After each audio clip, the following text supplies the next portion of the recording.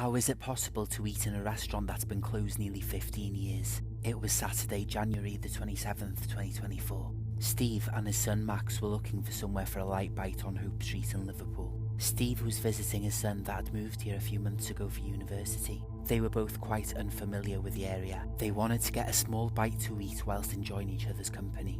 Eventually, whilst walking down Hope Street, they came across a restaurant called El Macho. It was a Mexican restaurant and it seemed fairly busy, so they decided to head inside.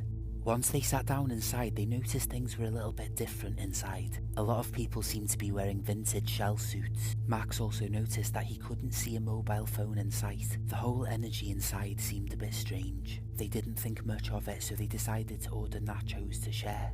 After about 45 minutes they were done eating and Steve went to pay with his credit card. When Steve put his credit card out, the waitress looked at him and went in the back.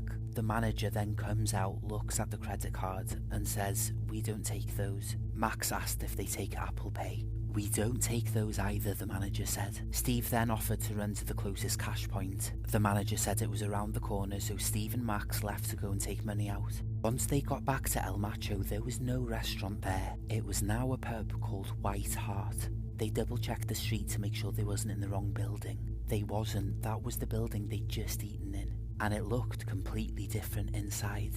There was no sign of El Macho anywhere. They didn't understand what had happened to them or where they'd been. Now, upon doing some research, they learned that a restaurant called El Macho did indeed stand where the White Hart stands now. It was popular in the 1980s and the 1990s and it closed down in 2010.